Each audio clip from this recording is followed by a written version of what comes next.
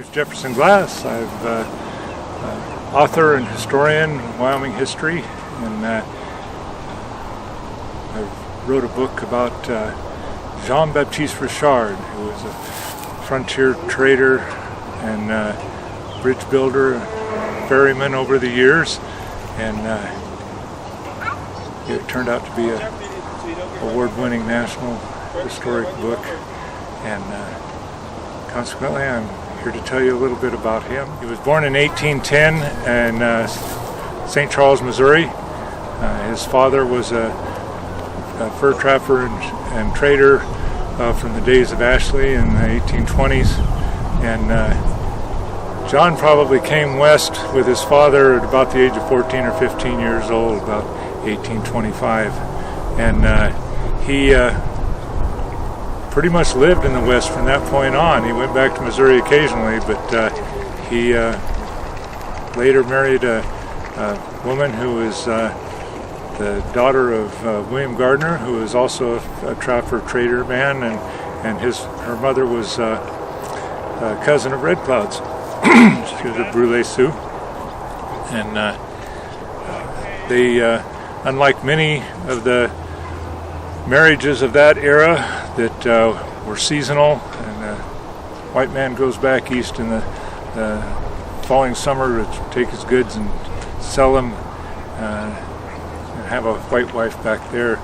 John wasn't that way. He stayed west, very seldom went back east, and he and Mary had four sons, and 2 daughters over the years, and they were very much still together when he was murdered in 1875 at the age of 65, which is a pretty old man in the Old West in that era. Life was pretty cheap in general at that time, period of time, and he was canny. In 1852, John Richard made his second attempt to build a bridge across the Platte River. The first one washed out the first season.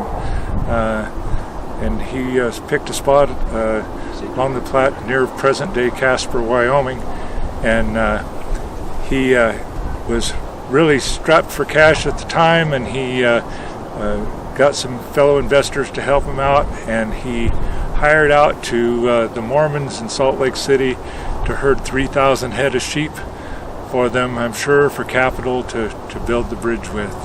At the same time, some of the other investors headed west in wagons with iron and nails and what they needed as far as hardware and tools to build this bridge. They built it out of local materials.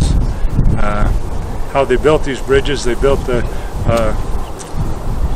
cribbing for underneath the bridge on the ice in the wintertime. And then when the ice melted in the spring, that would fall to the bottom of the river. They would continue to build it up to make it level on top with the other pilings, other cribbing, and then they would deck the bridge. And that's how they got started. They were ready for the spring of 1853, and they ran a toll bridge from that operation till 1865. And it was not only the first bridge along the Platte River, the first bridge across the Platte River. In this part of the country, it was the longest lived one, because it outlived the bridge that came behind him. Was actually here long afterward, but it wasn't as long a period of time. The second bridge wasn't built till 1860, and it only made it to 1868, where Reshaw's bridge made it from 1853 to 1865. At any rate, the business of crossing the Platte River was a dangerous business. When the wagon trains got to this part of the country, almost invariably the river was at high water for the highest melting point for spring and early summer.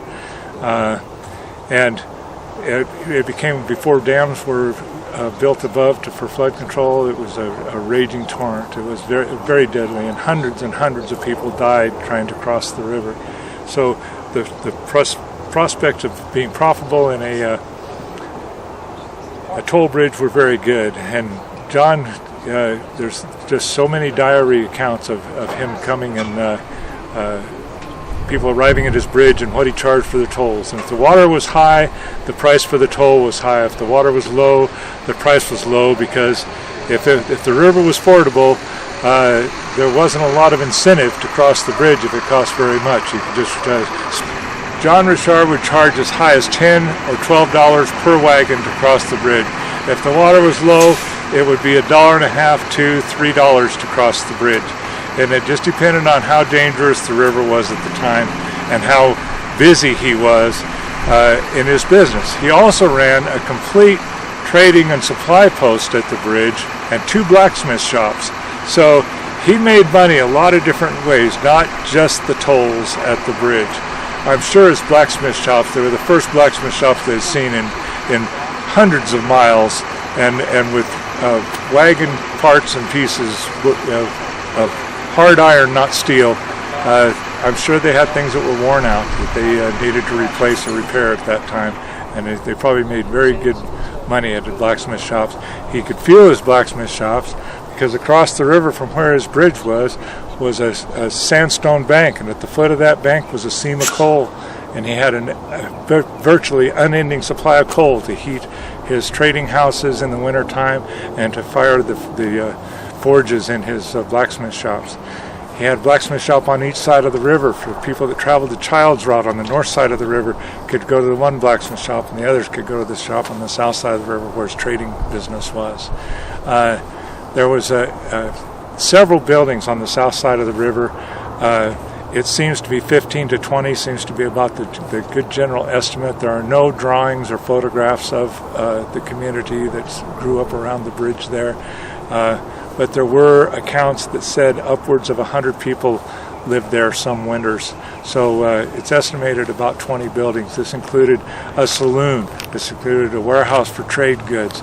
This included an ice house that he kept ice in, and trading post situation, trading goods. And there were diary accounts of settlers on the trails that would talked about the guys that did the bartering in his trading post for him at the time, that they said they could deal equally as fast and fluently with the natives that came in as they could with the settlers on the wagon train. Whatever they needed, they could communicate and make a deal on whatever the demand required. This went on until 1865. The winter of 1865-66 was a horrendously bad year for weather, but hard winter in this part. It was a